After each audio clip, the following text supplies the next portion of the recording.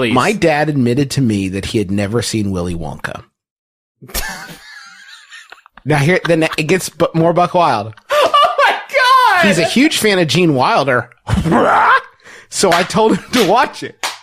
After a year trying to get him to watch Willy Wonka, I finally bought him a Blu-ray player with a copy of Willy Wonka. That was 3 years ago. Every time I see him, I beg him to watch Willy Wonka, and he watches reruns of MASH and Big Bang Theory instead.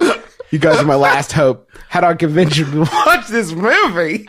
Oh my God, this is all time. In North Carolina. And in fact, a question asked here, and I didn't include it in the list here, but in the email also included their dad's phone number so we could call their dad, I guess, ostensibly call their dad to tell their dad, hey, we're 3 people you don't know, but fucking watch Willy Wonka, old man. Yeah, please watch Willy Wonka for a second. This is fucking stellar. Are you kidding me? This is the best question.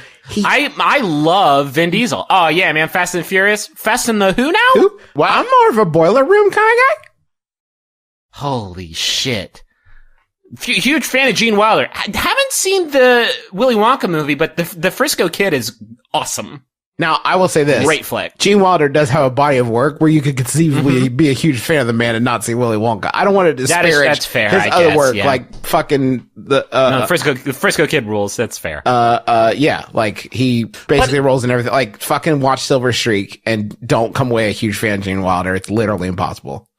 But the difference here is like that all holds true the first time you bring it up to your dad and you're like, so what about Willy Wonka? And he's like, what? And you're like, Willy Wonka? A movie that like is an amazing character study, like by Gene Wilder. It's like an acting class to watch this and you're like, oh, okay, cool. Never gonna watch it. It's love like, the man's work. It's like arguably like between Heath Ledger Joker and Gene Wilder's Willy Wonka for like literally the best performance by any actor in any movie literally ever. Like, I don't think there's a better one. Heath Ledger's Joker, Jared Leto's Joker.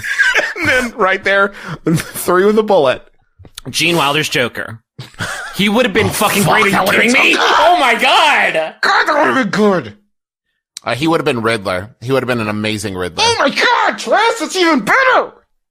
Or Clock King. Man, that motherfucker could have been any of them. He could have been Calendar Man. Fucking, he could have been Batman. Could have been. This is my 65-year-old Ward Robin. Hello, the Batman Future Show. Damn it! Just put the movie. Just put it on. Just strap your dad in. Fucking Clockwork Orange your dad. Now, and make him watch this culturally important film. It is gonna be a weird 20 minutes where your dad's like, it's just old people in a bed. Like, no, listen. Why is this kid so sad? He's buying so much chocolate. Okay, Dad, you're gonna hang in there. You're gonna love this movie, Dad. There's so much candy. I've been watching it for 20 minutes. Not even seen a single sweet. Where's this fat kid? And this kid in front of a TV. What the fuck? There's a very spoiled girl, but where's the sweets, Jeremy? Where's my Gene? There has been very little of my favorite actor, Gene Wilder, from the Frisco Kid. What if you showed in the movie and he said, "Oh, Gene Wilder"? I was thinking of somebody else. I was thinking of Gene Hackman. Love that guy's work. I love Gene Hackman stuff. Fucking tail wag dog or whatever. Mm-hmm. Wag the dog, the tail. Love him. He in that probably. The problem with watching it like for the first time, sight unseen, is there's a chance he'll think Arthur Slugworth is the protagonist, and he'll start rooting for him from the jump. I like the look of this Slugworth guy. He's got goals, priorities. He's a mover and a shaker. For some reason, I look and sound like him. Do you think Mike TV's last name was TV, or that was just a nickname they called him because he liked TV? His last name is Teevee. Mike TV. That's a weird choice by Roald Dahl, because none of the other kids are named that way. Yeah. My name's Augustus Fat Candy. Yeah, like, it's just such a weird, like, and, Mike, TV. I'll come up with something better later. Yeah, I'll figure it out later. Whatever. It might be TEA. VEE. I like to think that if I was a pornographic film actor, I would be called Augustus Fat Candy. Excuse me, just one moment. If I just have a moment of your time, I Googled to check my spelling of Mike TV, And on the Wikipedia page, the Roald Dahl wiki page for Mike TV, there is a behind the scenes fact that the original name for Mike TV was going to be Herpes Trout. Get the fuck out of the door. Hey, Roald!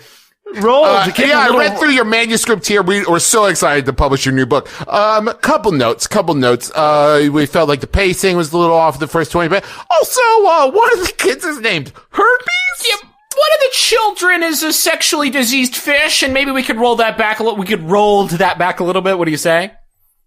And also, maybe instead of being a kid who's obsessed with sexually diseased fish, he just watches a lot of TV. Watches a lot of television, and there could be a bit of a morality tale there.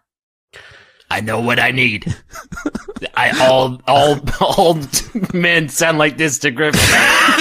I'm gonna have to rethink the whole book now. My life is basically like Anomalisa, where every man who isn't one of you two, basically, just, hey, Griffin, you wanna come watch the Royal Rumble today? Yeah, sure.